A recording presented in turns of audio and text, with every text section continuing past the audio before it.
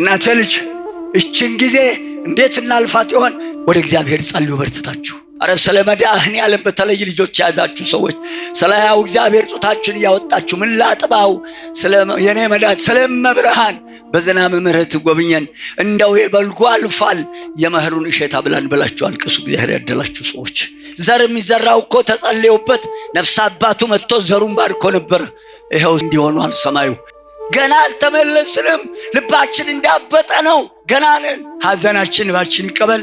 ስለ ዝናቡ ጸንታችሁ ለምኑ። ሌላ መከራ ደግሞ ረሃብ አይምጣብን። መድኃኔዓለም ስለመብርሃን ስለሚወዳት እናቱ ቃል ስለገባላቸው ስለ ብፁዓን አባቶቻችን ብሎ እግዚአብሔር አምላክ በዝናብ ምሕረቱ ይጎብኘን። ንስሐ እንግባ። እንዲህ እንደቀለድንበት ይህንን ሕዝብ መከራው እየቀለደብን ያለ እንባችን የሚያብሰውን በጎ ቃል ለመሰማማት ያብቃል። እባካችሁ ለመንፈስ ቅዱስ እንመቻችለት። እባካችሁ መንፈስ ቅዱስ ሥራ እንዲሰራብን እንሆን። እባካችሁ መጨረሻዬን ያሳምር ብላችሁ ጸልዩ። የእናቴ ልጅ በአእምሮ ኑር። ሰው ሆነ እለፍ። የእናቴ ልጅ አስተካክሉ። ራሳችሁን ወቁ። በስመ አብ ወወልድ ወመንፈስ ቅዱስ አሐዱ አምላክ አሜን። ለልዑል እግዚአብሔር ክብር ምስጋና ይሁን። በስመ አብ ወወልድ ወመንፈስ ቅዱስ አሐዱ አምላክ። በስመ አብ ወወልድ ወመንፈስ ቅዱስ አሐዱ አምላክ። ለልዑል እግዚአብሔር ክብር ምስጋና ይሁን። ውድ አባቶቻችን የልዑል ባለሟሎች ልዑል እግዚአብሔር መርጦ በመንፈስ ቅዱስ የሾማችሁ ንጹሐን አገልጋዮቹ የዚህ ታላቅ ደብር አባቶቻችን እጅግ የምንወዳችሁ እንደየማረጋችሁ በበረከታችሁ እግዚአብሔር ይባርከን። ልዑል እግዚአብሔር አድሏችሁ በሽበት ያከበራችሁ በረጅም ዕድሜ ያበለጸጋችሁ በዕድሜ ያበለጸጋችሁ አምላክ ክብር ምስጋና ይግባው። እናቶችና አባቶች እንዲሁም ወንድሞች እህቶች፣ የነገው ተተኪ ሕፃናት ምስጋና ይግባው ለስም አጠራሩ። በጌታችን በመድኃኒታችን በኢየሱስ ክርስቶስ ስም ሰላም እላችኋለሁ። እንደምን አደራችሁ? እንደምን ሰነበታችሁ?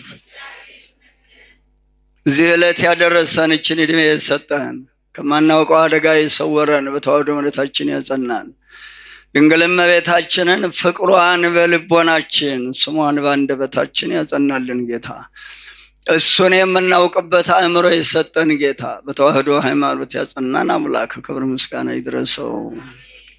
ምንቆይባትን ጊዜ እንዲባርክልን አንደበቴን የተከናወነ እንዲያደርገው ለመሰማማቱ እንዲያበቃን አስተምሮ በአእምሮ እንዲመልሰን እናንተን ውድ ወገኖቼን በተለይም ቅድስት ድንግል እመቤታችንን ይዤ ሁሉ አስቀድሜ አንደበቴን ለሥላሴ አደራ ሰጣለሁ። ልመናዬን የሰማኝ ጌታ ምስጋና ይድረስ። አይነ ልቦናችንን ያብራው። እግዚአብሔር ከሁላችን ጋር ይሁን። መክፈቻዬ መዝሙር 67 ቁጥር 18 አረገ ውስተ አርያም ፄዊ ወከፄዋ ወሀብ ከጸጋከ ለእጓለ እመሕያው እስመ ይክህዱ ከመ ይህድሩ። ነቢየ ልዑል ዳዊት ከጌታ ልደት በፊት የሺህ ዘመን ርቀት አለው። በሺህ ዘመን ርቀት የተወለደ ጌታ የዳዊት ልጅ ተባለ። ምን መታደል ነው! ምንድነው ይሄ ዳዊት? የበግ እረኛ የእሴይ ልጅ። እናቱ ኢትዮጵያዊ ናት። ኢትዮጵያ ተወለደች ማለት ነው። ዘርን አይመለከትም። ዘር አዳም፣ ዘር አብርሃም፣ ሌላ ዘር የለም። አንድ ማኅፀን፣ አንድ ቋንቋ፣ አንድ እናት፣ አንድ እግዚአብሔር፣ አንድ አባት። መንፈስ ቅዱስ ስላደረበት የአገር ስም የዘር መጠሪያ አይሆንም። ትርጓሜ ነቢየ ልዑል ዳዊት እናቱ ሁብሊ የታደለች ማኅፀኗን ባርኮላት በጣቶቹ በገና የደረደረ አሁን የታደለ ጣት ነው። ምን ጽፈንበት ይሆን? ምን ተቀብለን ይሆን? ምን አጉርሰን ይሆን? ምን አብልተን ይሆን? አይ ጉድ! የታደለ ክንድ መሰንቆ የመታ ምን እየሰራ ነው የኛ ክንድ? እናቴ ልጅ አካላችን እኮ የክርስቶስ አካል ነው። በጎ ልንሰራበት እንጂ ክፉ ልንሰራበት አልፈጠረንም። ይህ የታደለ የበግ እረኛ ይሄ ዘመረው መዝሙር ትርጓሜ ወደ ላይ አረግህ ምርኮን ማረክህ፣ እስራኤልን ይዘህ ወደ ኢየሩሳሌም መጣ። ከግብፅ ባርነትም በ430 ዘመን ከባቢሎንም በ70 ዘመን አመጣቸው። እናቴ ልጅ አንድም ስጦታን ለሰዎች ሰጠህ። ደሙን ሰጠን፣ ስጋውን ሰጠን፣ ክብሩን ሰጠን፣ ልጅነትን ሰጠን። ምን ያልሰጠን? ምን አጎደለብን? ምን አጎደለብን? ምን ጎደለ? አይጎድ። አንድም ለእስራኤል ለወገኖች ሚጠትን ሰጣቸው፣ መመለስን። እኛንም ይመልሰን እግዚአብሔር፣ በንስሐ መመለስን ያድለን እግዚአብሔር። ኃጢአታችንን አውቀን ይሄን ሰርቻለሁ በድያለሁ ብለን በንስሐ ወደ እሱ የምንመለስበትን ልቦና ይስጠን እግዚአብሔር አምላክ። ያዜ እናቴ ልጅ አንድም ዘላለማዊ ልጅነትን ሰጠህን ከአብራ ከመንፈስ ቅዱስ ከማኅፀነ ዮርዳኖስ የተወለደለት በ40 በ80 ቀን ራቁቱን ነው የሚጠመቀው። ከማኅፀን የሚወለድ ልጅ ራቁቱን አይደለም? ራቁቱን ነው አይደለም? ወዲያውኑ ብድግ ሲደረግ በአዲስ ልብስ አይደለም የምንታቀፈው?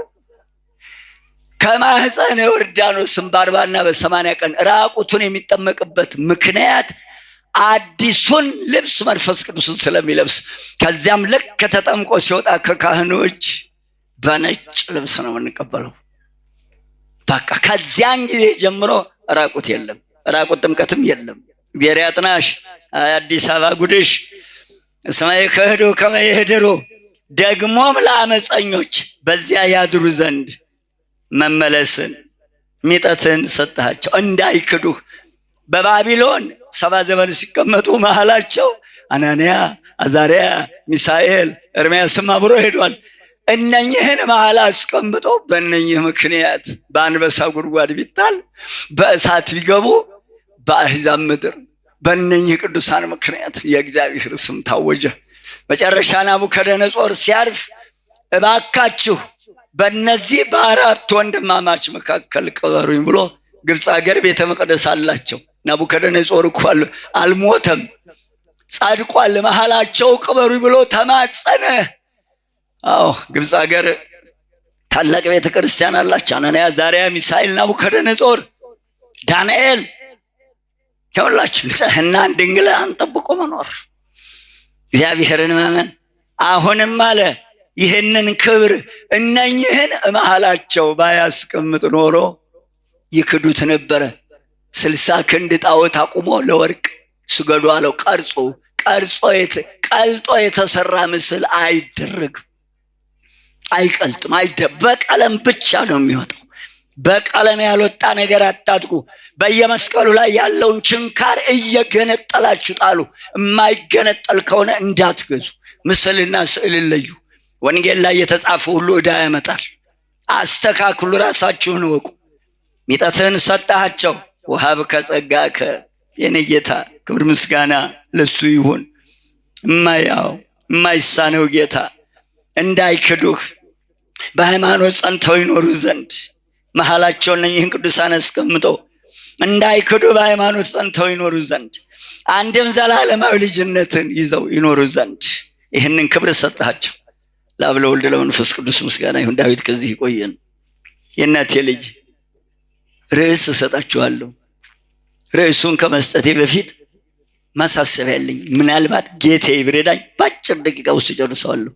የመጀመሪያው ማሳሰቢያዬ አስራቱን፣ በኩራቱን፣ ቀዳሚያቱን፣ ምጽዋቱን፣ ስለቱን እነዚህ እሁድ ምንጊዜም ቤተክርስቲያን ስትመጡ እንዳይለዩ ከእጃችሁ። ከመምህራን የሚነገረውን ቃል ጻፉ፣ መስታወሻ ያዙ። ዛሬም ትንሣኤ ናት እሁድ። ዛሬ አትለወጥም። ዛሬም ትንሣኤ ናት። ዕለተ ሰንበትን ጻድቃንና ኃጥአን የሚለዩባት ኋላም ዓለም የሚያልፍባት ዕለት ስለሆነች ከቅዳሴ ማስቀደስ በስተቀር ቃሉን ከመስማት በስተቀር በዚህች ዕለት አትሽጡባትም፣ አትግዙባትም። ቅዳሜና እሁድ ገበያ በደርግ ቅዳሜ ሰርግና ግንቦት ሰርግ በደርግ የተጀመረ ነው። በዕለተ ሰንበት ጉዞ ይቅርባችሁ። ቅዳሜና እሁድ ጉዞ ይቅርባችሁ። ገዳሙን ከፈለጋችሁ አርብ ግቡ፣ ሰኞ ውጡ። ኪዳን አድርሳችሁ ጣኑን አሽትታችሁ በካህናቱ ተባርካችሁ እረፉ። ዕለተ ሰንበት ጎዳና ላይ የሚጫወቱ ልጆቻችሁን ሰብስቡ። ነፍስ የላችሁም፣ እንደወጡ እንዳይቀሩ። ቅዱስ ጊዮርጊስ ቢራ መሸጫ ነው፣ አይበቃንም። ኳስ መጫወቻ ነው። ተዉ፣ ተይዘናል፣ ተዉ፣ ይብቃን። ዕለተ ሰንበት ታቦት በሚወጣበት ዕለት በአሕዛብ ሸቀጥ ጎዳናውን በሩን ሞልተው ይዘው መሄጃ የሚዘጉትን ምንገዛኛ አይደለንም። እረፉ። አይተርፉም፣ አያተርፉም። እናቶች ቀሚሳችሁን እዩት። መስቀሉ እዛ ታች ነው ወረድ ያለበት፣ አይረገጥም። እዛ ነው ከፍ ብሎ ከመሬት ተሰቀለ ነው የሚለው መድኃኔዓለም። ከፍ ያረገን። አስተካክሉ ቀሚሳችሁ። እናቶቻችን ከእምብርታቸው አልፎ አያውቅም ጥልፉ። ነጠላ ላይ አይደረግም መስቀል ስለሚረገጥ። የእናንተ ምንጣፋችሁን ሁሉ እዩ። ቀጥሎ አትሮኑስ ላይ መስቀል የሚደረገው እዚች ጋር 6 አብያተ ክርስቲያናት ቦሌ መድኃኔዓለም፣ ዮሴፍ፣ ብሔረ ጽጌ ማርያም፣ እስጢፋኖስ፣ ሌሎችም መስቀሉን ታች እመቤታችንም ሳች ማድረግ ጀምረዋል። ዓለም ከመፈጠሩ በፊት በስላሴ ሕሊና ከፍ ብላ የኖረች እመቤት እዛ ታች አንዴ ፈርዶብናል። አልባሳት ላይ ስዕል ያለበት አትግዙ። ጃንጥላ ላይ ስዕል ካለ አትግዙ። መጎናጸፊያ ላይም ስዕል አይደረግም። መንበር የምታሰሩ ሰዎች ከሐረግ በምስራቅ አንድ መስቀል፣ ሐረጉ መካከል በምዕራብ አንድ መስቀል፣ የሚከፈት ከሆነ በሩ ከፈተና የሚዘጋ፣ ሌላው ሙሉ ሐረግ ነው። ሌላ ነገር አይቀረጽም። በመንበር ላይ 4 ኪሩብ ብቻ በቀለም ይወጣል። እሱ ወይ ጠይቁ ወይ ወቁ። የምታሰሩ ሰዎች ቀራንዮን እያየን እንዲያስተምር እዚህ ጋር ነው መስቀል አውርዶ እዛ ታች ረገጥንህ ለማለት ወገኖቼ፣ ቀስ ብለው ቤተ መቅደሱን መቅደስ ቅድስት ያለው ቤተ ክርስቲያን አይሰራም። ምን የታደለ ህዝብ ነው! ምን የታደለ ቦታ ነው! መቅደስ ቅድስት ቅኔ ማህሌት ጉልላቱም ደስ ብሎኛል። እታች ባንዲራ ያለበት ላይ መርገፍ ይገባል። ጠይቁኝ፣ መርገፉን የሚሰሩትን ሰዎች ያገናኛቸዋለሁ። ሜትሩን ዙሪያውን ለኩና ንገሩኝ፣ ምን ያህል መርገፍ እንደሚፈጅ ነግራቸዋለሁ በሂሳብ። መርገፉን ያሰለጠንኳቸው ልጆች አሉ፣ ይሰሩላቸዋል። መርገፉ የሚንሿሻው መርገፍ ነው የሚባለው። እጽናው ላይ ያለው ሻኩራ ነው የሚባለው። ሁሉም ትርጓሜ ያለው አንድምታል። ይሄ እመቤታችን አትሮኑስ ባዶውን አይቀመጥም። መጎናጸፊያ ለብሶ ነው የሚቀመጠው። የወርቅ ልብስ ተጎናጽፋ ተሸፋፍና ንግስቲቱ በቀኝ ትቆማለች። ራቁቷን አይደለችም እመቤታችን። አትሮኑሱ እመቤታችን፣ ወንጌሉ መድኃኔዓለም ክርስቶስ፣ መስቀሉ ቀራንዮ። አትሮኑስ ባዶውን አይቀመጥም። መስቀሉ እዚች ጋር ነው የምትቀመጠው። ከፍ ያደረገን አምላክ። ሌላው አደራ የምላችሁ ስዕሎች ውጪ አይለጠፉ። በመጋረጃ እየታጠኑ የኖሩ ስዕሎች በያጥሩ በየግድግዳው ላይ ተለጥፈዋል። በየካኒቴራው በደብዳቤ አናት ላይ ስዕል ፎቶኮፒ አይነሳም። ራሳችሁን ጠብቁ። ቀሚሳችሁን አስተካክሉ። ሸማኔው ጥለቱን ይዩት እስቲ። ከጥለቱ በፊት 1 2 3 ስላሴ ይጀምራሉ፣ ስላሴ ይጨርሳሉ፣ ጥለቱን ይቀጥላል። ወይ 4 5 5ቱ ቅንዋተ መስቀል፣ 6 7 7ቱ ምስጢራተ ቤተ ክርስቲያን። በሰባተኛው ሰማይ ዙፋኑን የዘረጋ አምላክ አስጀምረኸኛል አስፈጽመኝ። ሲጨርስም ወይ በ7 ወይ በ5 ወይ በ3 ነው የሚታፈነው ጥለቱ። ሁሉ በስማም ብሎ የሚጀምር ሸማኔ አለ ዛሬ አለ። አስተምረነዋል። ብርድ የገባን እኮ ስሙ ስለቀረበት ነው። ዘር የሚዘራው እኮ ተጸልዮበት ነፍስ አባቱ መጥቶ ዘሩን ባርኮ ነበር። ይኸው ሰኔ እንዲሆኗል ሰማዩ። አረ ስለ መድኃኔዓለም በተለይ ልጆች የያዛችሁ ሰዎች ስለ ሕያው እግዚአብሔር ጡታችሁን እያወጣችሁ ምን ላጥባው የኔ መድኃኒት ስለ እመብርሃን በዝናብ ምሕረት ጎብኘን። እንደው የበልጉ አልፏል የመኸሩን እሸት አብላን ብላችሁ አልቅሱ። እግዚአብሔር ያደላችሁ ሰዎች ወደ ትምህርት ይገባለሁ። ርዕሳችን እንዲህ ይላል። ለአብ ለወልድ ለመንፈስ ቅዱስ ምስጋና ይሁን። አንድ የማረሳው ነገር ሙሽሮች የትም በየመናፈሻው ሲባዝን ይውልና ለ10 ደቂቃ አሁን አባታችን ያስተምሩ። ጉድ እኮ ነው። ገና ልጅ ይመጣል። ገና ስንት መከራ አለ ትዳር ላይ። 10 ደቂቃ ትምህርት ነው ጋብቻ ላይ የሚሰጠው። አክስት፣ እናት፣ አባት፣ ወንድም ሞቶ ሬሳ ላይ 10 ደቂቃ ትምህርት። እንዲህ እንደቀለድንበት ይህንን ህዝብ መከራው እየቀለድብን ያለው። 10 ደቂቃ አባት እናት ሞቶ ጋብቻ 10 ደቂቃ ነው ትምህርት የሚሰጠው። ቀልድ። ገና አልተመለስንም። ልባችን እንዳበጠ ነው። ገና ነን። ሙሽራው 7 ሰዓት ጠርተን ነው 7 ሰዓት ገብተህ ቁጭ በል 2 መምህራን ይዘህ ወዲያው እንደገቡ በመጣው ህዝብ ይበቃል ባልከው ህዝብ በቂ ትምህርት በተዘጋጀው ትምህርቱ ይሰጥ። ስለ ጋብቻ ስብሐት ተብሎ ሁሉ ሲያልቅ አንድ ትምህርት ይሰጥ። ተባርከህ ውጣ። ሙሽራን ይዘህ ወደ ቤት ግባ። አትባዝን። ገና ስንት መከራ ይጠብቃል። ፍርድ ቤት ሂዱ እስቲ ዛሬ። ስጋው ደግሞ የተቀበሉ ናቸው በሙሉ እየተካሰሱ እየተፋቱ ያሉት። እግዚአብሔር ይሁናችሁ። ያዝ የእናቴ ልጅ። ቀልዱ በጋብቻም በሞት ነፍስ አባት የሞተበት ልጁ ካለ 2 መምህራን ሬሳው ከቤት ሳይወጣ ቤተክርስቲያንም አድሮ ከሆነ ሰፊ ትምህርት ይሰጥ። የሞት ክርስቲያን አይሞትም። የሞተ ክርስቲያን እረፍቱ የዘላለም ሕይወቱ ምን እንደሆነ የሚያስተምሩ መምህራን ተጋብዘው ሬሳው ላይ ያስተምሩ። በቁሙም በጎ ሰርቶ በሞቱም አስተምሮ ይሂድ። እንደዛ እንደ ወንድማችን እንደ ወልደ ሰማዕት እንደ ዘላለም በቁሙም አስተማረ፣ እነሆ በሞቱም አስተምሮ ሄዷል። አስተምረህ እለፍ። እህል የሚበላ ሬሳ አይጠቅምም። እህል የሚበላ ሬሳ፣ ቆሞ የሚሄድ ሬሳ አይጠቅመንም። አእምሮ የሌለው አይበጀንም። በአእምሮ ኑር። ሰው ሆነ እለፍ። ራስህን እወቅ። ያዝ የእናቴ ልጅ። ኖ ነረድ ወነዘርዎ ከመ የሳምዑ ነገሮሙ አሐዱ ምስለ ካልኦ። ኖ እንውረድ። አንዱ የአንዱን ነገር እንዳይሰማው ቋንቋውን እንደበላልቀው ብለው ወረዱ። እንዴት እንደወረደ እነግራችኋለሁ። ኃይለ ቃሉ ያለበት ዘፍጥረት 11 ምዕራፍ ከቁጥር 1 እስከ 9። ይህ ዘፍጥረት 11 ከኩፋሌ 5 ጋር ይገናኛል። እንዴት እንደሚገናኝ ይመጣበታል። ሁለተኛው ንዑስ ርዕስ እነሆ በሁሉም ላይ መንፈስ ቅዱስ ወረደባቸው አደረባቸው ሲል ነው። ወይንም የእናቴ ልጅ ያዝ። ወይንም እንዲህ ይላል ወተመሉ ኩሎሙ መንፈስ ኃይል የሚሆናቸው ጽን የሚሆናቸው ገንዘብ የሚያደርጉት ኃይል መንፈስ ቅዱስ ወረደባቸው። ባጭር ይጨርሰዋል። እግዚአብሔር ከኛ ጋር ይሁን። አይነ ልቦናችንን ያብራው።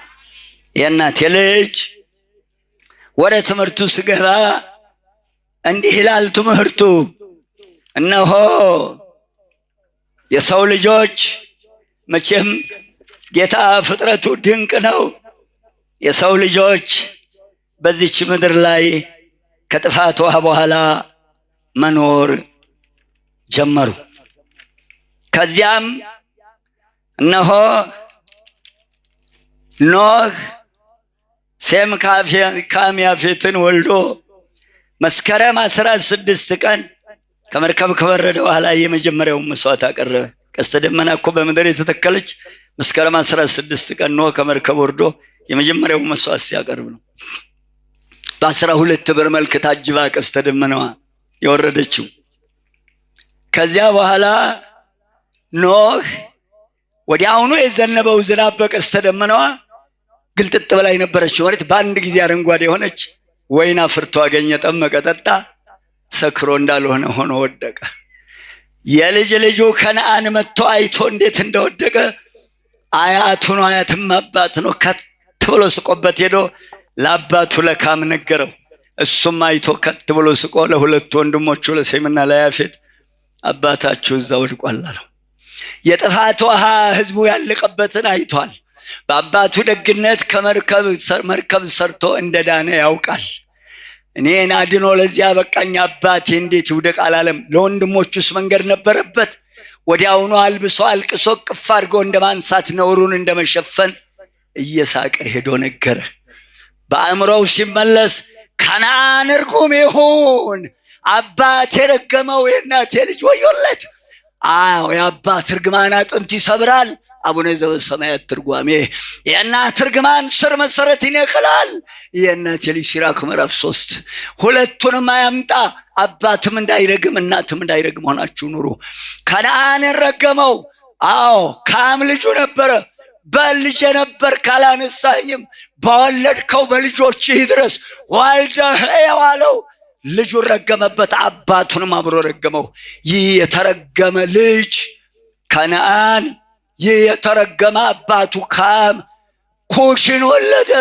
ኩሽ ሳሮግን፣ ሰናወርን፣ ናምሩድን ወለዱ። ሁሉም ከእግዚአብሔር መንገድ የወጡ ናቸው። አንዱ በፀሐይ ያመልካል፣ ጣዖት ማምለክ ጀመሩ። ሁሉም እግዚአብሔር ፈርዶባቸው። ሳሮግ ሞሎክ የሚባል ጣዖት ያመልክ ነበር። ናምሩድ በፀሐይ ያመልክ ጀመር። ሰናወር ቤኤልዜቡል የሚባል ጣዖት ማምለክ ጀመር። ከአባታቸው ሕግ ወጡ። የአባት እርግማን ይሁን እንዲንክትክት አድርጎ ከዘጋ አውጥቶ ምድረ በዳ ነው የሚጥለው። አእምሮአቸው የሚበላሽ ሰዎች፣ እርግማን የደረሰባቸው ሰዎች የእናቴ ልጅ ምድርን ያጠፋሉ። ከዚያ በኋላ እነሆ ምድር ሞላች በሰው። ናምሩድም አዳኝ ሆነ፣ ዝነኛ ሆነ። በዚያው ቀጠለ። መጨረሻ ላይ ቅብጥ አለ። ዘውድ አሰራ፣ ልብሰ መንግስት አሰፋ። ሉል ከሰማይ ወረደልኝ ንጉሥ ነኝ ብሎ ህዝቡን ሰብስቦ አዋጅ አወጀና ምን አለ? ከዚያ ላይ ሆኖ አባቶቻችንን በጥፋት ውሃ የጨረሰ መጠጊያ ስላጡ ነው። ኑ እንሄድ፣ ወደ ሰናወር እንሂድ አለ። ሄዱ። ሰናወር የሚባል ጣለ ሜዳ አገኙ። እዚያ ሜዳ ላይ የእናቴ ልጅ ጡብ እንስራ መጠጊያና ብች አሉ። እነሆ በእግዚአብሔር ላይ ህዝቡን አሳምጾ ራሱ በእግዚአብሔር ላይ አምጾ እግዚአብሔርን እንዲጠላ አድርጎ መንግስትን መሰረተ። የአመፅ መንግስት መሰረተ። ራሱን የሾመ በገዛ ራሱ ንጉሥ ነኝ ያለ ሉል ወረደልኝ አለ። የሚገርመው አባቱ በንጽህናው በቅድስናው የተወለደለት ቅዱስ ቅዱስ ብሎ ጌታን ያመሰገነ አባት፣ ያ ንጹሕ አባት በቀስተ ደመና ከእንግዲህ በኋላ ምድርን በውሃ አላጠፋትም፣ እንስሳውን አራዊቱን ሁሉ ዳግም ላላጠፋ በዚች ቀስተ ደመና ምዬልሃለሁ ለዘላለም ብሎ ያንን ሁሉ ደብቆ ይሄንን የገባለትን ቃል ሳይናገር በራሱ ፈቃድ ህዝቡንም አሳምጾ ከተማ እንስራ ብሎ በሰናወር ሜዳ ላይ ተሰማሩ። ከዚያም የሰናወርን ሜዳ ቁመቱንም ለኩ፣ ጎኑንም ለኩ። የእናቴ ልጅ በዚያች በሰናወር ሜዳ ላይ ጡብ መስራት ጀመሩ። የሚገርመው የአንዱ ጡብ ቁመት ወደ ላይ 10 ክንድ፣ ይህ ጎኑ ልብ አድርጉ፣ ወደ ላይ ቁመቱ 10 ክንድ፣ ጎኑ 3 ክንድ፣ ወርዱ 3 ክንድ። በሳት ሲተኩሱት መልሶ እንደ ዛሬ ሴራሚክ ፊታቸውን ያሳያቸው ነበር ይላል። ምስጢሩንም አገኙት፣ መገንባት ጀመሩ። ቁመቱን የሚገርማችሁ ነገር 60 ግመል በልጓሙ ጭራው ላይ ታስሮ እየተጓተተ 60 ግመል ወይም በፈረስ ግልቢያ 3 ምዕራፍ ቁመት አድርገው ጀመሩ። 43 ዓመት ሙሉ የአመፅ ከተማ የአመፅ መንግስት መስርቶ መገንባት ጀመሩ። ቁመቱ ወደ ላይ 5433 ከ2 ስንዝር ሲደርስ የፀሐይ ሙቀት ወደ ላይ አላስኬዳላቸው፣ ያቃጥላቸው ጀመር። እንዲህ ናትና አያቶቻችንን በንፍሮ ውሃ የፈጀ በፀሐይ ሊጠብሰን ነው። የጦር መሳሪያ ሁሉ አበጁ። በልጥ ወርውራሉ፣ ውጋ እንውጋሉ። ወደ ላይ መወርወር ጀመሩ። እንደ ዛሬ ምትሃተኞች በመርካቶ ዘይትና በመቁጠሪያ እያሳበዱ ወገናቸውን የሚጫወቱበት፣ ጤናውን እያቃወሱ ገንዘቡን እየዘረፉ እንደሚጫወቱበት እናቴ ልጅ እንደነዚህ ጉደኞች ያን የወረወሩትን ጦር ጫፉን ደም እየቀባ ይመልስላቸው ጀመረው ሰይጤ። ዋናውን አገኘ ነው፣ አጋፋሪውን ወጋ ነው እያሉ ማቀራራት ጀመሩ። ዝም ብሎ ያያል ጌታ። ልብ አድርጎ አንድ ቋንቋ ይናገሩ የነበረው የአንድ አባት፣ የአንድ እናት፣ የአንድ ማህፀን፣ የአንድ ሃይማኖት ልጆች ነበሩ። አንድ ቋንቋ ነበር የሚናገሩት። ፀሐይ አላስኬድ አላቸው። በፀሐይ ማብሰል ጀመሩ። የዛሬው የፀሐይ ማብሰያ ምን ይባላል? የእናቴ ልጅ የላችሁም እንዴ? ቶሎ ንገሩኛ ታዲያ፣ ተንፍሱ እንጂ። የዛሬው የፀሐይ ማብሰያ ምን ይባላል? ሶላር። ሶላርን የጀመረ የኩሽ ልጅ ያ እርጉም አባቱ የተረገመ ዘር የኩሽ ዘር የጀመረው ነው በፀሐይ ማብሰል። ይኸውልህ የአባት እርግማን እንዲህ ከአእምሮ ያሳጣል፣ ዘር ያጠፋል። አሁንም ደግ አይሰሩም፣ ምድርን ሞልተዋታል እስኪጠርጋቸው ድረስ።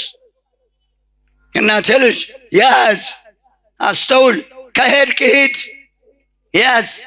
ከዚህ በኋላ ቅድም የሰጠኋችሁ ርዕስ እናቴ ልጅ እነሆ ነረድ ወነዘርዎ ለነገሮሙ ከመ ይሳምዑ ነገሮሙ አሐዱ ምስለ ካልኡ።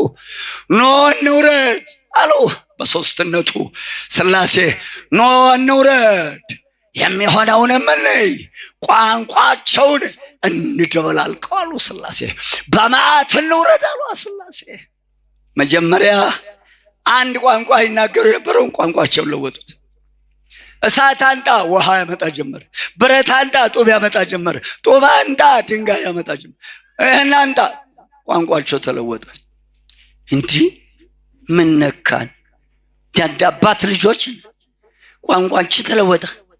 ይሄ ነገር ምንገፋ አይደለም፣ ንስሐ እንግባ አላሉም። ይታያል ጉዱ የቤተ ዘመዱ ተብሎ የተዘፈነለት ሰርግ፣ ያ ሁሉ ቆርጥ፣ ያ ሁሉ ጠጅ፣ ያ ሁሉ እስኪ የተራጨበት ሰርግ፣ ሁለቱ ባልና ሚስት ቋንቋቸው ተለውጠው ሲጋጩ ወደ ፍርድ ቤት ይሄዳሉ እንጂ አንድ ነገር አለ መሃላችን የገባ። የቀድሞ ፍቅራችን ወዴት ሄደ? እረ ሰውን ጠይቅ፣ እረ ጸሎትና ጸልይ አይሉም። ልጆቻቸውን በትነው ዛሬ በፍርድ ቤት ይንከራተታሉ። ልጆቻቸው በተረገመ በጎዶሎ ቀን ያ መናፈሻ ሄደው ያመጡት ነፍሶባቸው መጥተው ልጆቻቸውን ተከፋፍለው የአባት ወገን የሚስትን ወገን እንዲጠላ ያደርጋል። የሚስት ወገን የአባትን ወገን እንዲጠላ ያደርጋል። እንዲህ አድርጎ ይኸው ምድርቷን እያስጨነቅናትን ያለን። አስተውሉ። ከዚያ በኋላ ቋንቋቸው እንደባለቁት አልተመለሱም። ከዚህ በኋላ አሁንም 43 ዓመት ገንብተው የፈለገውን እያመጣ ልገንባ ቢለው በፊት አንድ ቋንቋ እንደነበሩት አልሄድ አላቸው። አሁንም አልተውም ስራቸውን፣ እግዚአብሔርን መሳደብ ክፋታቸውን አልተውም። ከዚህ በኋላ አሁንም ልዑል እግዚአብሔር ወደ እነሱ በዚያች በሰናዖር ሜዳ መጣ። ጥር 7 ቢሉ የካቲት 7 ልዑል እግዚአብሔር አምላክ በታላቅ ቁጣ ያንን የአመፅ ከተማ 43 ዓመት የገነቡትን እግዚአብሔር አምላክ ደመሰሰው፣ አፈራረሰው። አንደኛ ግንቡን በተነው። ባቢሎን ማለት ብትን ዝርው ማለት ነው። ምን ሰራበት? አንደኛ የ43 ዓመት ግንብ በተነ። ሁለት እነኛን የሰበሰባቸውን የአመፅ መንግስት እግዚአብሔር አምላክ ህዝቡን በተነው። ሶስተኛ ቋንቋቸውን 72 ቦታ በተነው እግዚአብሔር አምላክ። በዚህ ምክንያት ባቢሎን ተባለ። በምድር ላይ አዳም ከተፈጠረ በኋላ 2 ጊዜ ቋንቋ ተለውጧል።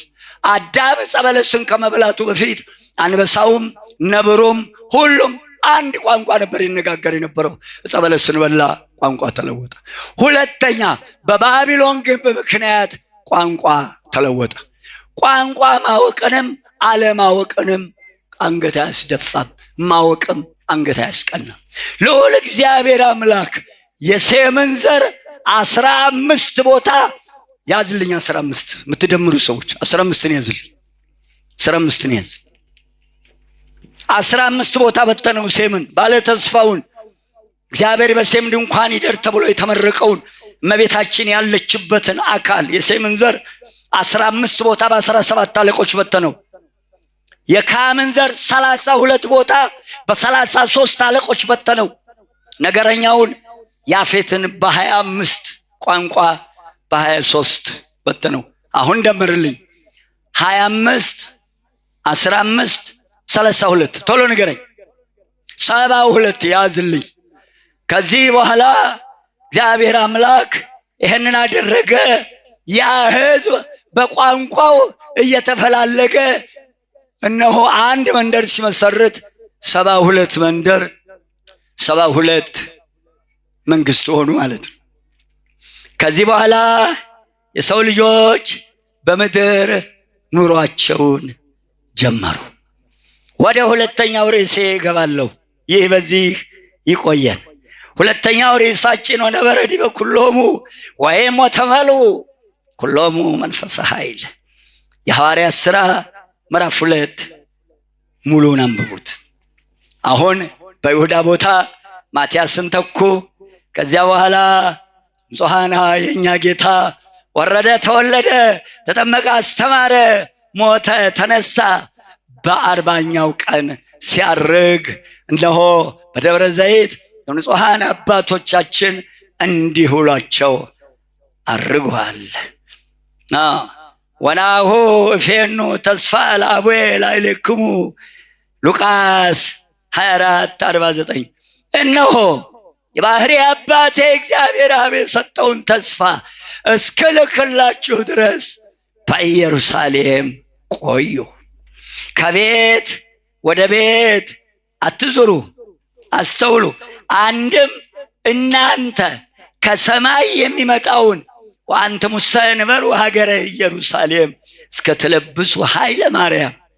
እነሆ ከባህሪ አባቴ ከባህሪ ሕይወቴ ከመንፈስ ቅዱስ ከኔም የሚላክላችሁ አጽናኝ እስከሚመጣ ድረስ ከቤት ወደ ቤት አትዙሩ፣ ይህንን ኃይል እስክትለብሱ ድረስ አንድም ሰማያዊ ሀብትን አንድም ሰማያዊ እውቀትንና ጥበብን ገንዘብ እስክታደርጉ ድረስ ከኢየሩሳሌም ከተማ እንዳትወጡ። ስለምን?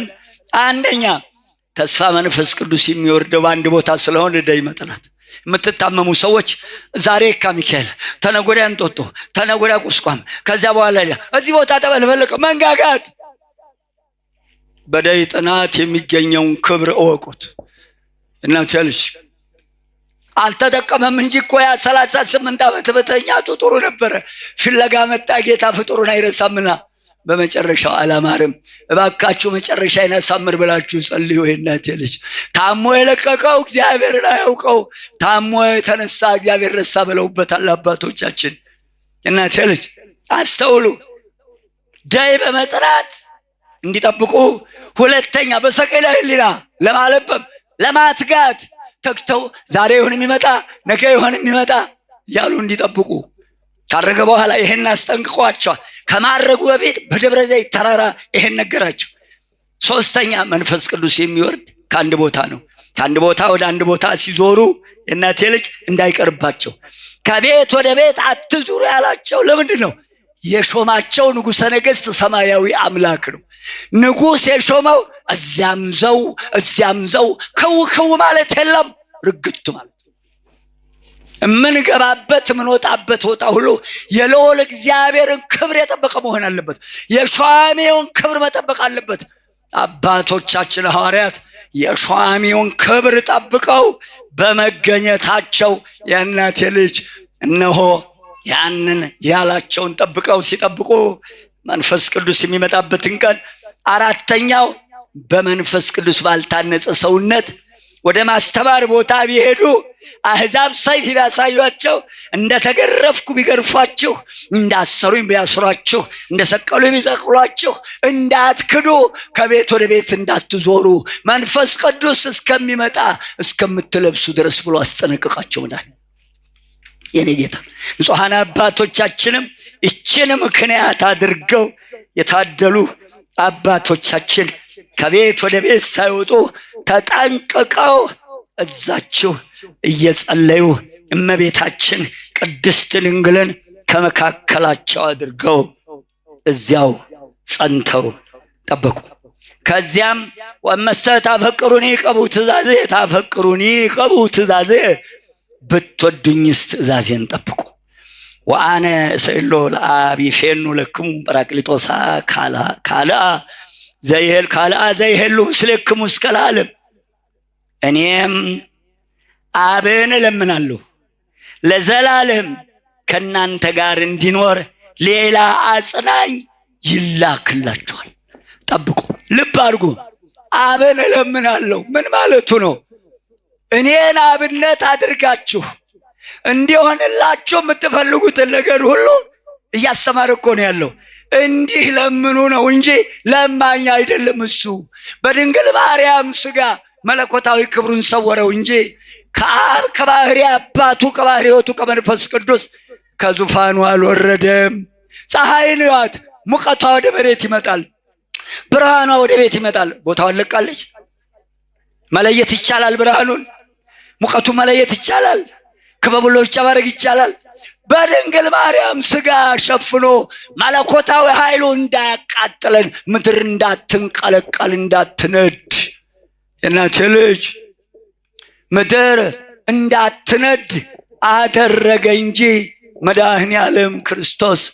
አስተውሉ የእናቴ ልጅ፣ እነሆ የእኛ ጌታ እለምናለሁ ያለው እንዲህ ለምኑ፣ ሥጋ የለበሳችሁ ሁሉ አምላክን የምትፈልጉትን ነገር ለምኑ ሲል እንጂ ለማኝ አይደለም።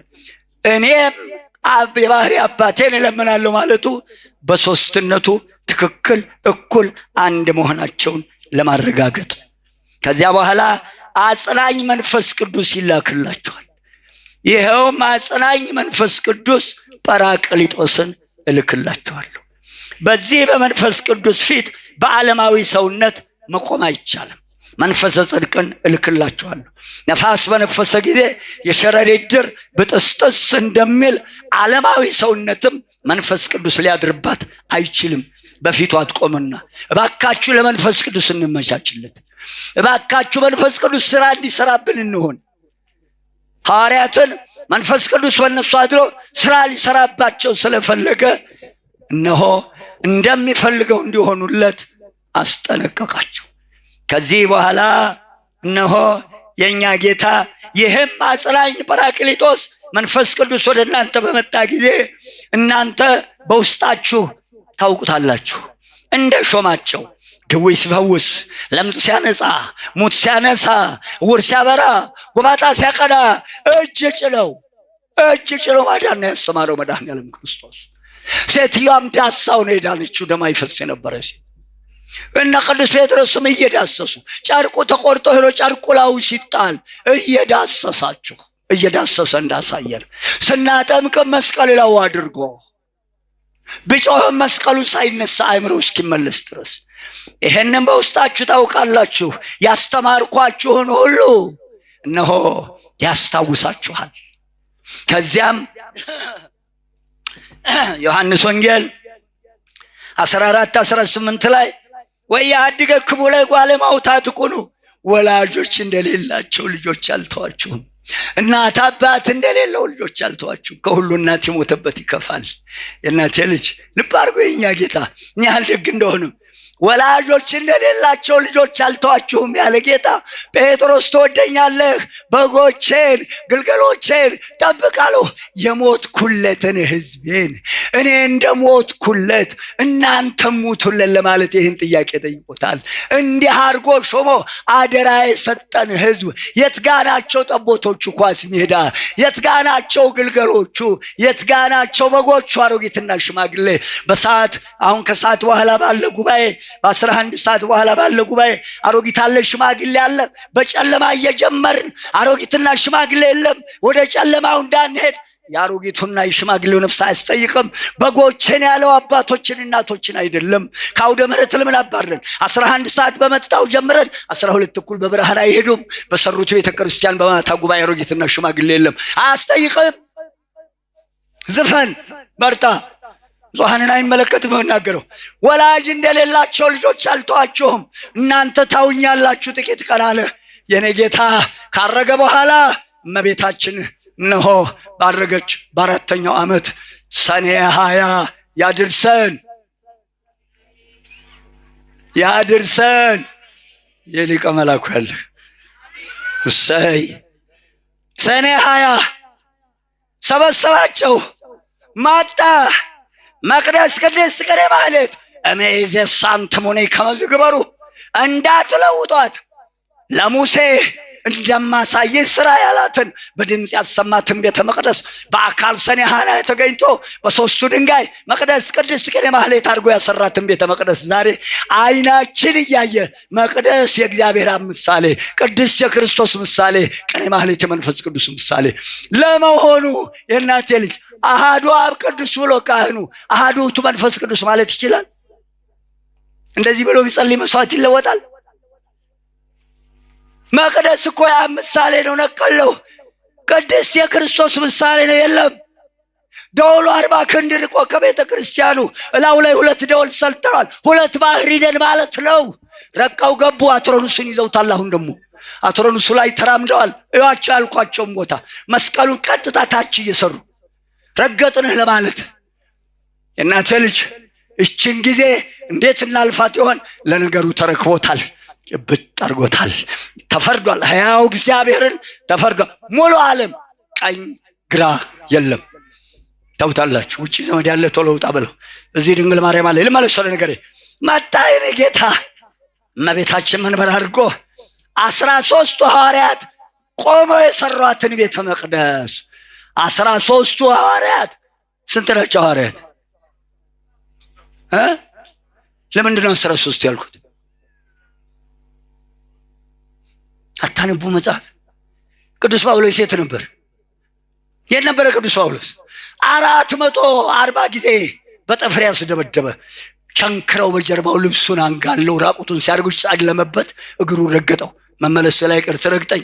ቅዱስ ጳውሎስ 13ኛ ተጨምሮ ህንፃ ቤተ ክርስቲያን አሰራር መቅደስ ቅድስት ቅኔ ማለት ስርዓተ ቤተ ክርስቲያን እንዴት አድርጎ ገባሬ ሰናይ ሰራይ ካህን ሆኖ ቀድሶ ቅዱስ ጴጥሮስን ተራዳይ እስጢፋኖስን ከሞተበት አንጥቶ ራሱ ቀድሶ እንደተናገረው ጥቂት ቀን ታውኛላችሁ እናትን ባት እንደሌለ ልጆች አልተዋችሁም ብሎ እንደገና መጥቶ ካረገ መንፈስ ቅዱስን ከላከ በኋላ 13ቱን ሰብስቦ የታደለ አሳዳጅ ወንበዴ የረገጠው ቅዱስ ጳውሎስ በሶስተኛው ቁርባን ከሐዋርያት ጋር ከ12ቱ ጋር ለመቆረብ በቅቷል። ይህን ክብር ለኛ የሚያድለን ስሙ የከበረ ይሁን። እኔ ጌታ ደጉ ጌታ አዩት፣ አይዋሽም የኛ ጌታ። እነሆ ይህ አጽናኝ ጰራቅሊጦስ መንፈስ ቅዱስ እስከሚመጣ ድረስ ቆዩ። ጰራቅሊጦስ ምን ማለት ነው? ጰራቅሊጦስ ማለት አጽናኝ ማለት ነው። የእናቴ ልጅ ጰራቅሊጦስ ማለት አጽናኝ ማለት ነው። መንፈስ ቅዱስ እነሆ ይህ መንፈስ ቅዱስ ይህ ጰራቅሊጦስ ካልመጣ ከቤት ወደ ቤት እንዳትሄዱ አላቸው። ጰራቅሊጦስ ማለት ምን ማለት ነው? ይህ ጰራቅሊጦስ ካደረባቸው በኋላ ንጹሐን ሐዋርያት የጰራቅሊጦስ ስራው ምን ነበረ? አንደኛ ጰራቅሊጦስ መንፈስ ቅዱስ መጽንዒ ጻፈው ማስታወሻ ያዝክ የሚያጸና፣ 2 መንጽሔ የሚያነጻ፣ 3 መንቅሔ የሚያነቃ፣ 4 መስተፍስሒ ደስ የሚያሰኝ፣ 5 መስተስሪ ኃጢአትን የሚያስተሰርይ። እናቴ ልጅ ልብ በሉ። እንደገና ናዛዚ የሚያረጋጋ። ይሄ መንፈስ ቅዱስ በ7 ኃይል እናንተ ላይ ከማደሩ በፊት ከቤት ወደ ቤት እንዳትወጡ አላቸው። የተጨነቀውን የሚያረጋጋ በአባቶቻችን መካን እያንዳንዱ ካህን እነዚህ 7 ነገሮች አብረውታሉ። ናዛዚ የሚያረጋጋ፣ ማስተስሪ ኃጢአትን የሚያስተሰርይ፣ ኃጢአቱን ተቀብሎ ጸሎት አድርጎ እግዚአብሔር ይፍታ ሲል ኃጢአቱን የሚያስተሰርይ ኃይል። ይሄን ሁሉ ኃይል ሳትይዙ እንዳትሄዱ። በዚህ በ7 ኃይል ነው ጳጳሳቱ እጃቸውን ጭነው ሜሮን ቀብተው በንፋሃት ሲሾሟቸው አባቶቻችን ይሄ 7 ኃይል ያደረባቸው ናቸው ካህናት። ይሄን ሹመት ይዞ እዚያም ዘው የለም። የምንናገረው ምንበላው ምንጠጣው ሁሉ የንጉሠ ነገሥቱን የሻሚውን ክብር የጠበቀ መሆን አለበት። ከዚህ በኋላ ይህ መንፈስ ቅዱስ በዚያ በጽርሐ ጽዮን በ10ኛው ቀን ወረደ። መንፈስ ቅዱስ በእኛ የሚወርድ ስሙ ለዘላለም የተመሰገነ ይሁን። ጌታ በእሳት አምሳል ዥውዥውታ ድምፅ እያሰማ ናጉዶ እያሰማ እዚያች ጽርሐ ጽዮን አዳራሽ ድንግል እመቤታችንን ከመካከላቸው አድርገው እያንዳንዳቸው ላይ በእሳት አምሳል ቁጭ አለባቸው። ቅዳሴ ሲቀደስ ሰምታችኋል። አብ እሳት ነው፣ ወልድ እሳት ነው፣ መንፈስ ቅዱስ እሳት ነው። ይህን እሳት ነው አማላጅ የሚባለው። ወልድ እሳት ነው አለ፣ ወልድ እሳት ነው እያለ አማላጅ ይባላል፣ ለማኝ ይባላል። አይ ፍርጃ! እግዚአብሔር የፈረደባቸው ከእናታቸው ማኅፀን ጋኔን የተቆራኘው ሁሉ አስተውል። የባህሪ አምላክ ነው። የባህሪ አምላክነቱን መለኮታዊ እሳትነቱን የድንግል ማርያም ስጋ ነው የሸፈነው። ከላይ ሳይጎድል ከታች ሳይጨምር ትህትናውን የገለጸው በድንግል ማርያም ስጋ ነው። እሷን የነካ ወዮለት፣ እሷን የነካ ወዮለት። እሷን የነካ ዓለም ሳይፈጠር በሥላሴ ሕሊና ይኖረች፣ በኢየሩሳሌም ሰማያዊ ሰሌዳ የተሳለች፣ መላእክት ያደነቋት፣ ፍጥረታት ሁሉ ያደነቋት፣ እኛ የዳንባት፣ ገነት የተመለስንባት፣ ልጅነትን ያገኘንባት፣ ከአብርሃም ከመንፈስ ቅዱስ ከማኅፀነ ዮርዳኖስ የተወለድንባት ግልናታችን ይብላኝለት። እሷን የነካ ባልተፈጠረ ባልተወለደ በተሻለው ራሱ መርጦ እናቱ ያደረጋትን ማን ነው ለመሆኑ የሰውን እናት የሚነካ? ያውም የንጉሠ ነገሥቱን እናት ፍርጃ ነው። ይሄ ደግሞ በመስቀሉ ላይ ስጋው እኮ የሷ ነው፣ ደሙ እኮ የሷ ነው። መለኮት ስጋና ደም የለውም። መለኮት እኮ አጥንት የለውም። መለኮት የተዋሃደው ስጋና ደም፣ የሷ ደም የሷ ስጋ ነው። በማዳኑ ስራ በመስቀሉ ላይ በስጋዋ በደሟ በአጥንቷ ተካፍላለች። እሷ ነች አታማልድም የምትባለው። ያልታደለ እርጉም የዲያብሎስ ልጅ ቅዱስ ጳውሎስ ሲያስተምር የአግሪጳ የሚባለውን ሲያስተምር የሐዋርያት ሥራ ምዕራፍ 13 ሊያደናቅፍ ሞከረ።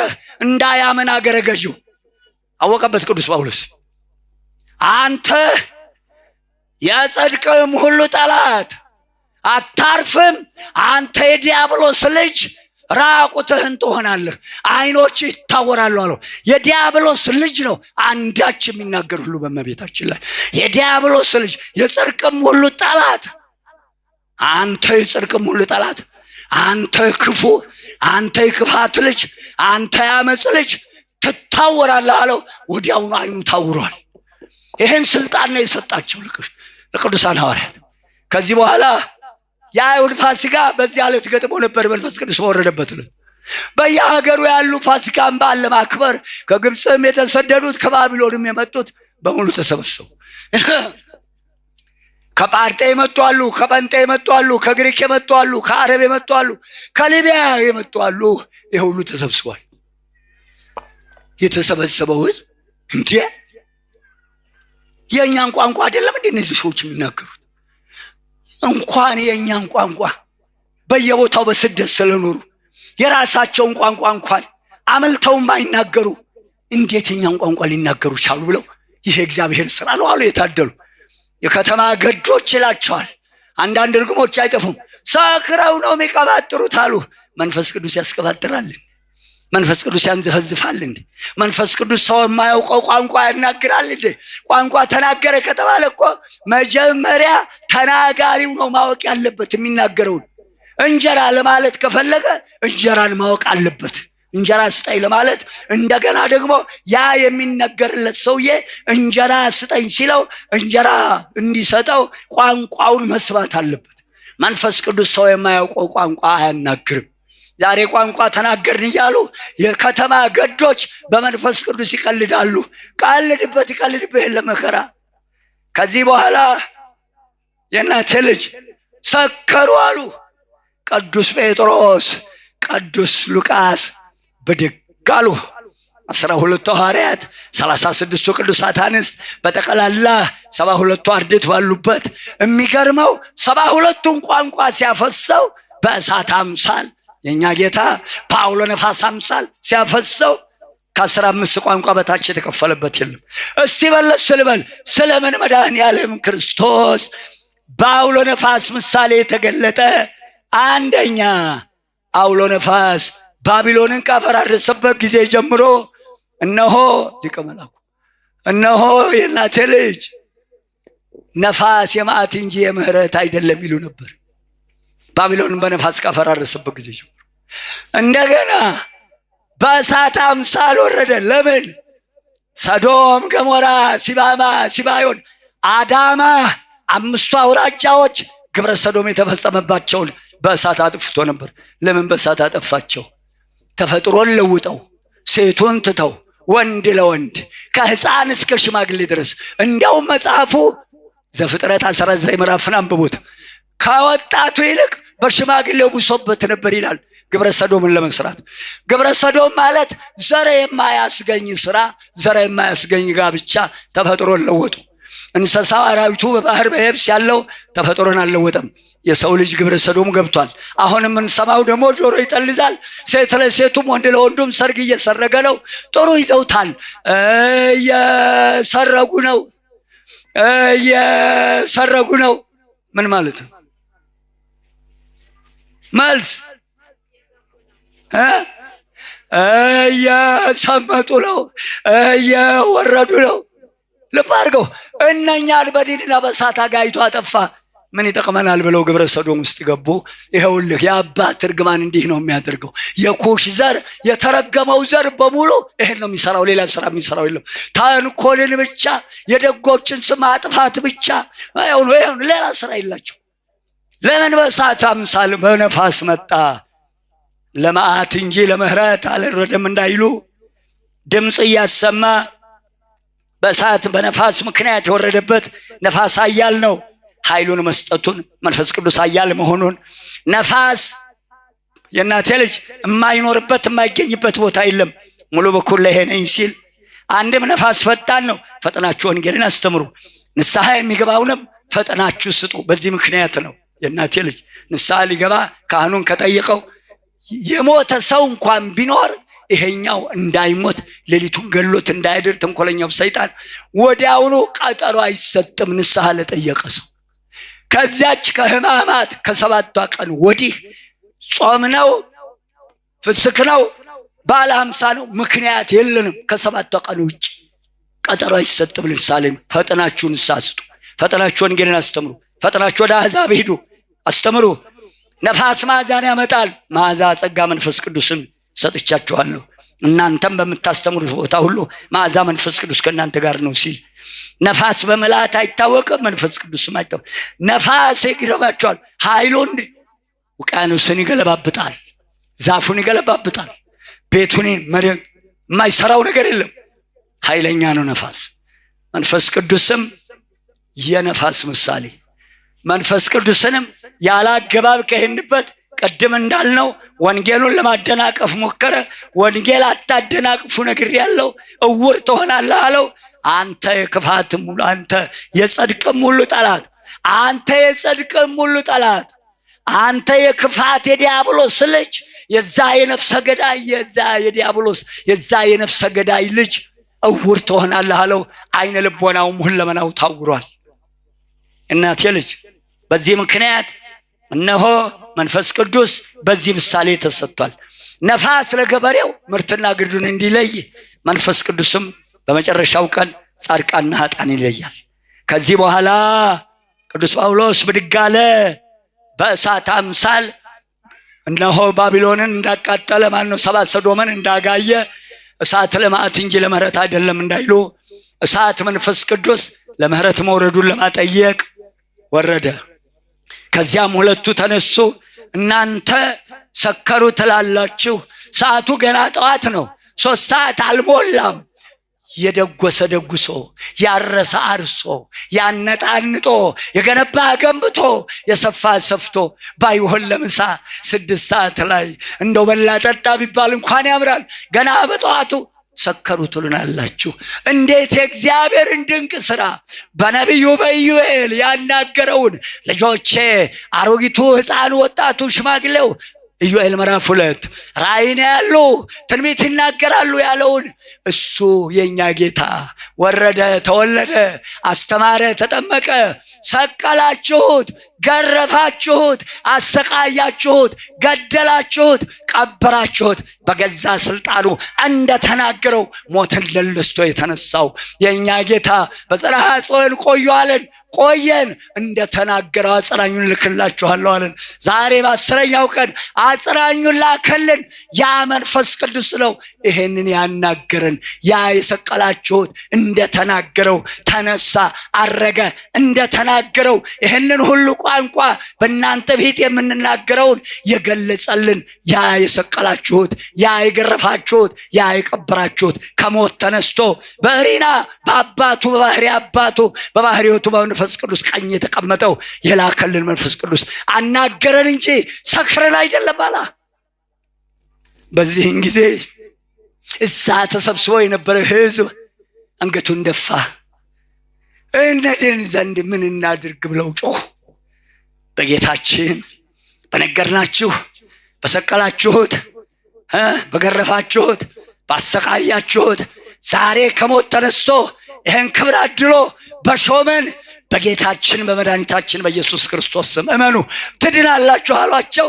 3000 ሰው በበዓለ 50 አመነ፣ ተጠመቀ።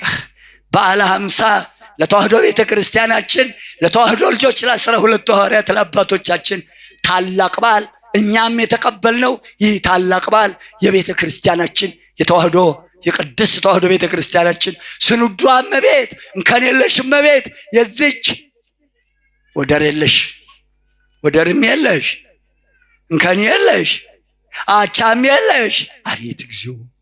ይሄ የሴቶች ስም ደስ ይለኛል። ተዋህዶ ቤተ ክርስቲያናችን እንዲህ ናት። እቺ እንዲህ ያለች ቤተ ክርስቲያናችን የልደት ቀኗ ነው። 3000 ሰው እናቴ ልጅ ቀኑ ሙሉ አላስተማረ።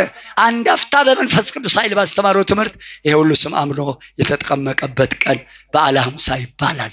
ይሄም በዓል ነው የምናከብረው። ልብ በሉ፣ ልጠቀልለው ነው። ልብ በሉ። ከኋላ የኖህ ልጆች ስንት ቦታ ተበተኑ ነው ያለው? ምን ነው ንገሩኝ እንጂ 72 ቦታ። ለሐዋርያት ስንት ቋንቋ ሰጣቸው? በምን ምክንያት?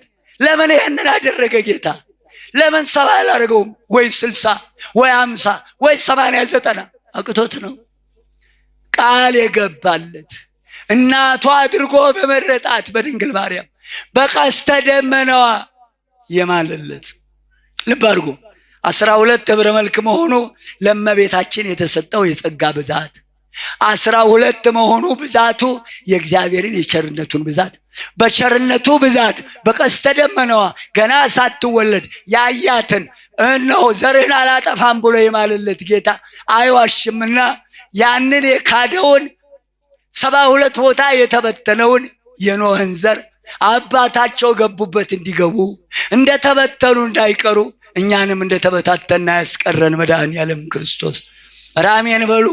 እኛንም እንደተበታተና ያስቀረን 72 ቦታ የተበተኑ የአንድ ማህፀን፣ የአንድ እግዚአብሔር፣ የአንድ ቋንቋ፣ የአንድ ሃይማኖት ልጆች ያ የተረገመ ካብ የወለደው ኩሽ የወለደው የተረገመው የእርግማን ናምሩድ ያመጣው ጦስ አግቡልኝ ብሎ ንጹሐን አባቶቻችንን ሐዋርያትን በ12 ቋንቋ ያስታጠቀበት ምክንያት ይህ ነው። ክብርና ምስጋና ለዘላለም ለሱ ይሁን። ይኸውልህ መሰረታችን ኦሪትና ነቢያት፣ ሐዋርያት። እንዲህ ነው የምታስተምረው ተዋህዶ ቤተክርስቲያናችን። ዝም ብሎ 72 ቋንቋ ሰጥ አይደለም። ያን የተበተነውን የገባለትን ቃል ይህን 1000 ዓመት ዞሮ ያን የተበተነ ህዝብ ወደ አንድ ወገን ሰብስቦ አምጥቶታል። ዛሬ ደግሞ ተራቀው ዓለሞቹ ላይ ቋንቋን የሚተረጉም መሳሪያ ሰርተዋል። እዚህ ደረጃ ደርሰን ግን እኛ ባልና ሚስቱ ዛሬ፣ ወንድማማቹ ዛሬ፣ እናትና ልጅ አብሮ የሚነግደው፣ አብሮ የሚሰራው፣ አብሮ የሚነጠው፣ አብሮ የሚሸምነው አንድ ቋንቋ አይነጋገርም። አልግባባ ብለናል። መድኃኔዓለም ክርስቶስ ይሁነን። ይሄም መንፈስ ቅዱስ የኖህን ልጆች አንድ የሚያደርግበትን የላከው መንፈስ ቅዱስ እኛም ይሄ መንፈስ ቅዱስ እኛ ላይ ወርዶ አንድ ቋንቋ ለመነጋገር ያብቃል። መድኃኔዓለም ክርስቶስ አንደበቴን ያከናወነ መድኃኔዓለም ስሙ ለዘላለም የተመሰገነ ይሁን። ስለዚህ ታላቁ የቤተ ክርስቲያናችን ልደት በዓለ ሃምሳ ነው ወገኖች። አንድ ሰዓት ሞልቻለሁ። በጨመርኩ ዕድሜ ይጨመርላችሁ፣ ባበዛሁ ዕድሜያችሁ ይብዛ። ታግሳችሁ እንደሰማችሁ ትዕግስቱን ያደላችሁ። ቃሉ ሕይወት ነው። የሕይወትን ቃል ነው የሰማችሁት። እግዚአብሔር አምላክ የሚያረጋጋውን እንባችን የሚያብሰውን በጎ ቃል ለመሰማማት ያብቃል። ይህ ክፉ የመሰረተው ይህ በደለኛ የዛ የእርጉም ልጅ በአባቱ የሳቀ አባቱ የረገመው ያ እርጉም የሰራው ስራ ይኸው ሁሉ ህዝብ ይኸው ጌታ እስከተሰቀለበት ጊዜ ድረስ መከራ ላይ ጥሎታል። ምንጊዜም ሰይጣን መሳሪያ ያደረጋቸው ሰዎች ህዝብንም ያጠፋሉ፣ ከተማንም ያጠፋሉ፣ ወገንንም ሀገርንም ያጠፋሉ። ወደ እግዚአብሔር ጸልዩ በርትታችሁ። እግዚአብሔር ከሁላችን ጋር ይሁን። ከዚህ ጉባኤ የሚያስቀረን መዓት አያምጣብን። የጀመራችሁትን ቤተ መቅደስ ተፈጽሞ ስጋውን ደሙን ለመቀበል የእናቴ ልጅ ልጆቻችሁን ለማስጠመቅ ቃሉን የምትሰሙበት ያርግላችሁ። በአጭር ጊዜ አደራ መሐንዲሶቹ ብታነጋገሩኝ ደስ ይለኛል። ከባንዲራው ስር ያለው ክፈፍ ለመርገፍ የተመቸ ነው፣ መርገፍ ይኑረው። መሐንዲሶቹ አነጋግሩኝ፣ እንዴት እንደሚሰራ ነግሬያችሁ ሄዳለሁ። ከዚህ በተረፈ ሁላችንም ቸር ያሰማን፣ ሐዘናችን ባችን ይቀበል። ስለ ዝናቡ ጸንታችሁ ለምኑ። ሌላ መከራ ደግሞ ረሃብ አይምጣብን። መድኃኔዓለም ስለመብርሃን ስለሚወዳት እናቱ ቃል ስለገባላቸው ስለ ብፁዓን አባቶቻችን ብሎ እግዚአብሔር አምላክ በዝናብ ምሕረቱ ይጎብኘን። ስሙ የከበረ ይሁን። ቸር ያገናኘን እናቴ ልጅ